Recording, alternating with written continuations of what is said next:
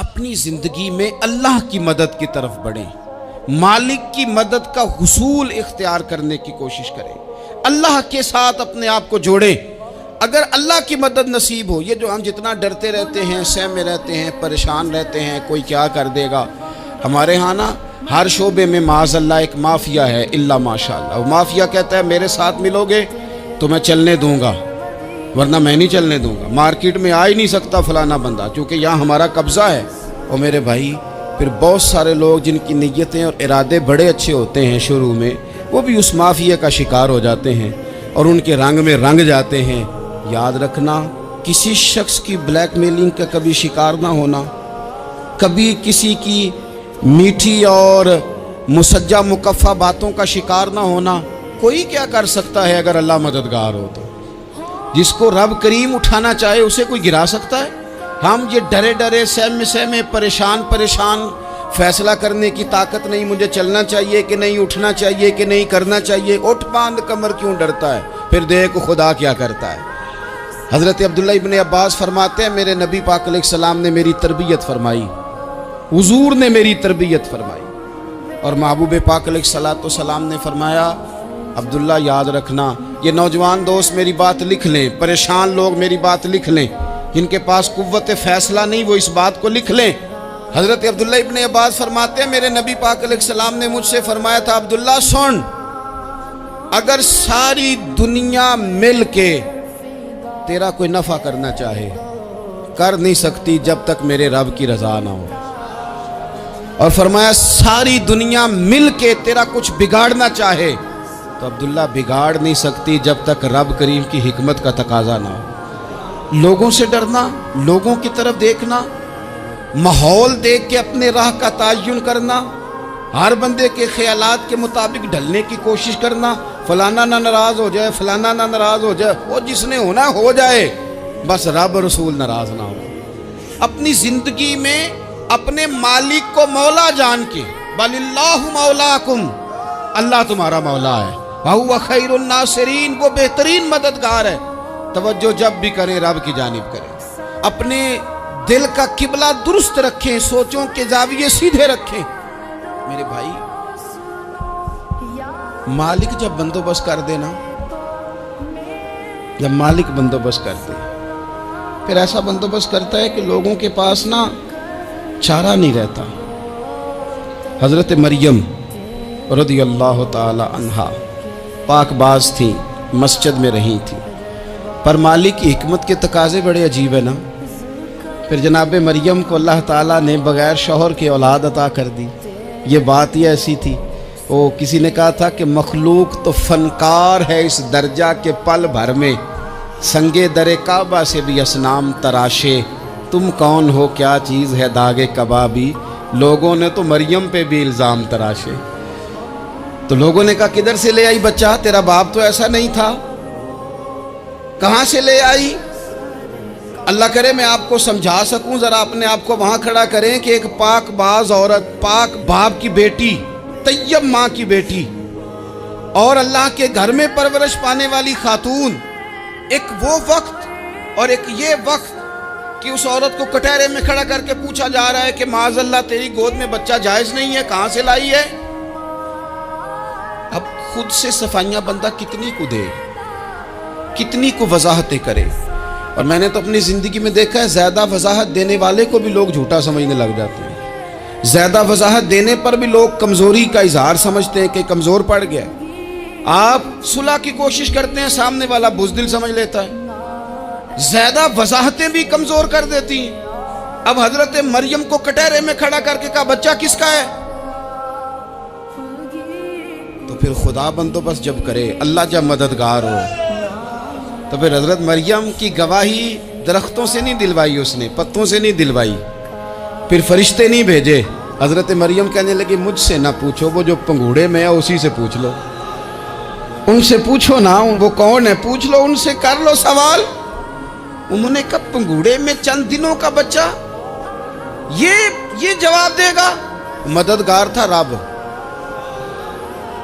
ان کی برات کا اعلان کرنا تھا مالک نے، اور جب مالک اعلان کر دے، جب مالک تیری صفائی دینا چاہے، جب مالک تجھے دنیا کے سامنے نکھارنا چاہے، تو پنگوڑے میں لیٹے حضرت عیسیٰ بول کے کہنے لگے انی عبداللہ آتانی الکتاب، فرمایا میں اللہ کا بندہ ہوں، رب نے مجھے کتاب عطا کر کے نبی بنا کے دنیا میں بھیجا ہے، میں اللہ کا بندہ ہوں، کتاب لے کے آیا ہوں، نبی بن کے آیا ہوں۔ پھر پنگوڑے سے اعلان ہو گیا، پھر بچہ بول پڑا۔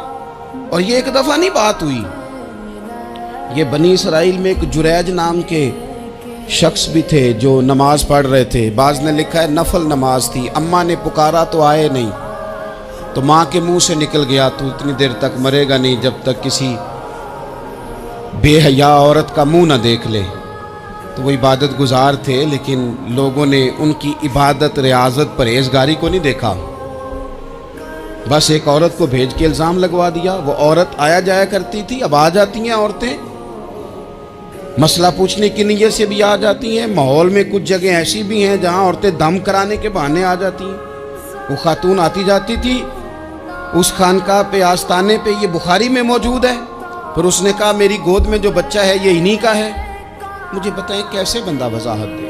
حالات خراب ہو گئے، لوگ کٹیا جلانے لگے، ماحول اور طرح کا بن گیا۔ میرے نبی پاک علیہ الصلوۃ والسلام فرماتے ہیں پھر اس رب کے بندے نے کہا مالک تو کریم ہے، تیری مشیت کا تقاضا آیا جو میری ماں نے جملے بولے تھے، پر اب میں وضاحت دینے کے قابل نہیں رہا، اب تو ہی کرم کرے گا تو دروازہ کھلے گا۔ تو وہ چند دنوں کا بچہ پنگوڑے میں بول کے کہنے لگا میں اس درویش کا نہیں، میں تو فلانے چرواہے کا بچہ ہوں، وہ جو بکریاں چراتا ہے۔ رب کی مدد کو پکاریں، اپنے ساتھ اپنے مالک کی مدد کو شامل کریں، تھوڑے رزق پر بھی گزارا اچھا ہونے لگ جائے گا۔ سارے لوگ آپ کو گرانے کی تدبیریں کر رہے ہوں گے اور مالک آپ کو عزتیں عطا فرما دے گا، اس کی بارگاہ سے حکمت کا تقاضا اور ہو جائے گا۔ ہم نے ساری زندگی لوگوں کو راضی کرنے میں گزار دی، ساری زندگی بڑھاپا آ گیا بچوں کو پالتے، اور بچوں نے آخری عمر میں کہہ دیا ابا اگر کوئی ڈھب کا کام کر لیتے تو آج ہمارے دن بھی پھر نہ جاتے۔ ساری زندگی گزار دی بہن بھائیوں کو راضی کرنے میں، ساری زندگی گزار دی ذمہ داریاں اٹھانے میں، ان کو 99 دفعہ دیا، ایک دفعہ نہیں دیا تو انہوں نے کہہ دیا تو نے تو کبھی دیا ہی نہیں، تو تھا ہی نہیں۔ ساری زندگی محلے داروں، علاقے والوں کو راضی کرنے میں گزار دی۔ اور میں نے ایسے لوگ بھی دیکھے دین کے لیے وقت گزارا، لیکن جب بڑھاپے میں دانت کام نہ کرتے تھے تو وقت کے مفتیوں کو بھی مسجدوں کی کمیٹیوں نے کہہ دیا اب آپ کی سمجھ نہیں آتی، ہم نے خطیب کو یور رکھنا ہے، نہ دیکھو دنیا کی طرف، دنیا رلا دیتی ہے، نہ راضی کرو بندوں کو، بندے تھکا دیتے ہیں، نہ پیچھے بھاگو ہر وقت دنیا داروں کے، یہ انسان کو کمزور کر دیتے ہیں۔ وہ تو کریم ہی بڑا ہے، 2 آنسو زمین پر بعد میں گرتے ہیں، بندے کے گناہ سارے پہلے معاف فرما دیتا ہے۔ اللہ کی مدد کا حصول، اپنے مالک کی مدد کی طرف بڑھنا، آپ کو بدر کی جنگ بھی یہی درس دے گی، آپ کو احد کا میدان بھی یہی سبق دے گا، فتح مکہ بھی یہی سبق دے گا۔ میرے دوستو جب رب مدد فرمائے، جب اللہ مددگار بنے، دوستوں سے ایک بات اکثر کرتا ہوں، میں کہتا ہوں کہ جتنے درد سے آپ امیر کو اپنی کہانی سناتے ہیں نا، اور جس طرح آپ کے آنسو بات کرنے سے پہلے گر جاتے ہیں کہ غریب ہیں، بچیاں ہیں، کاروبار نہیں، او میرے سنگیو، اس سے آدھے آنسو اپنے رب کی بارگاہ میں بکھیرو، اس کے حضور عرض گزار ہو جاؤ، اس سے طلب کرو۔ ایک وقت انسان پر زندگی میں ایسا آتا ہے کہ اسے یوں محسوس ہوتا ہے کہ میرا سایہ بھی ذرا سا پیچھے ہٹ گیا ہے، اسے یوں لگتا ہے کہ میں کسی سہارے پہ ہاتھ ڈالتا ہوں تو وہ بھاگ جاتا ہے مجھ سے۔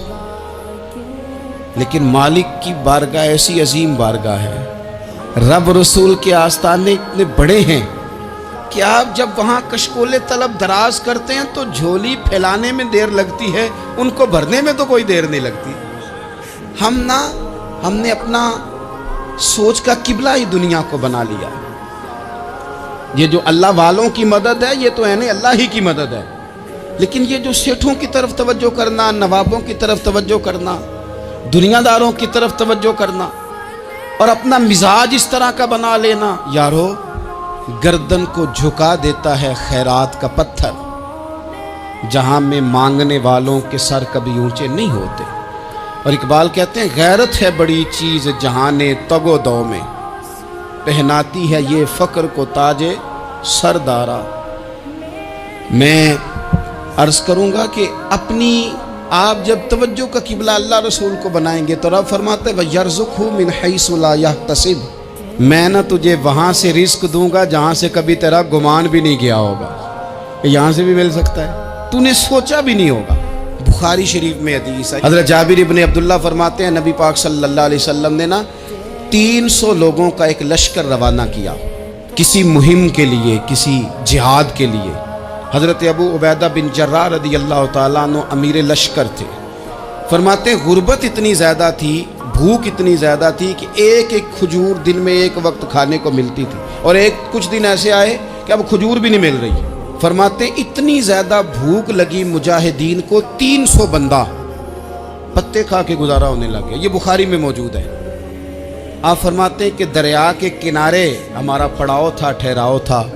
जब भूख से निढाल हो गए ना, वयर्ज़ुक़हु मिन हैसु ला यहतसिब, अल्लाह वहाँ से रोज़ी देता है, गुमान भी नहीं होता। फरमाते हैं एक मछली अल्लाह ताला ने दरिया के किनारे भेजी। फरमाते हैं वो थी तो मछली पर पहाड़ जितनी थी।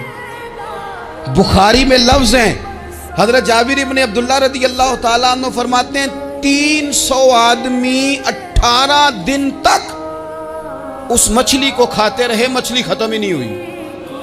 मछलियाँ नहीं, मछली। कहते हैं 18 दिन 300 बंदा खाता रहा, मछली ख़त्म ही नहीं हुई। और फरमाते हैं कि उसकी हड्डी निकाल के, कांटा कहेंगे आप अपनी ज़ुबान में, कहते वो निकाल के ना तो उसको खड़ा किया ना जब, तो ऊंट कजावे समेत उसके बीच से गुजर जाता था। 2 उसके कांटे जोड़े। फरमाते हैं वो उसका गोश्त हम खाते थे और उसकी चर्बी बतौर तेल के हम जिस्मों पे मलते थे, बीमारों को उससे सुकून आता था, तंदुरुस्ती शिफा होती थी। फरमाते हैं हम खाया भी हमने, और कुछ लेके हम मदीने भी गए, और कुर्बान जाए नबी पाक ने भी उसमें से खाया। हमने अर्ज़ की हुजूर ये मुअम्मा क्या है, ये माजरा क्या है? तो महबूब ने फरमाया तुम्हारे पास ग़िज़ा नहीं थी, रब ने तुम्हारे लिए बंदोबस्त किया है, अल्लाह ने तुम्हें दिया है। मकान शुरू कर लिया, एक साहब ने वो मकान बनाने लगे। आप वो हिसाब लगा रहे हैं, कहते हैं मेरे पास इतने पैसे हैं, इतने मैंने फ़लाने दोस्त से कहना है उसने दे देने, इतने फ़लाने रिश्तेदार से कहना है उसने दे देने, इतने फ़लाने से कहना है उसने दे देने। ये सारी कापी बना के मकान शुरू कर लिया। जो रोज़ कहता था ना कोई हुक्म हो जाते दसी, सबसे पहले उसको कहा मियाँ पैसे चाहिए। वो कहता हो कल ही मुंडा टोरिया है, कदे तू परसों 10 दाते लब जाने सन। मैं आपको अपने तजर्बे की बात बता रहा हूँ। जिन लोगों का ख्याल होता है ना कि आप स्टार्ट करें फलाना काम, हम आपके साथ हैं, अल्लाह का ही कोई निज़ाम है, वो बिल्कुल भी नहीं साथ होते। लेकिन ऐसा नहीं है कि कोई साथ नहीं होता। अल्लाह ताला बड़े असबाब पैदा करता है, वहाँ से देता है जहाँ से गुमान भी। हमारा ये ज़हन बन जाता है, हम सारी अपने हिसाब से चलते, इतने रिश्तेदारों से, इतने कौन आपके साथ चलेगा, सवाल ही नहीं पैदा होता। ये सारे काम छोड़ के सबसे पहले 2 रकते पढ़ो, अपने रब की बारगाह में, रसूल कायनात की बारगाह में गुजारिशात और इस्तिगासे पेश करो, वहाँ से खैर तलब करो। दुनियादार क्या देंगे, क्या दे सकते हैं, क्या हैसियत होती है किसी। अल्लाह कहता है वहाँ से दूंगा। तो जो अल्लाह माल दे वो लेना चाहिए कि रिश्तेदारों का माल देखना चाहिए? जो अल्लाह दे वो लेना चाहिए कि सेठों नवाबों की जेबें देखनी चाहिए? जो अल्लाह दे वो कबूल करना चाहिए या देखना चाहिए कौन सा आदमी कहाँ पहुँच गया? छोड़ो, अपनी मट्टी पे चलने का सलीका सीखो। किसी के संग मरमर पे चलोगे तो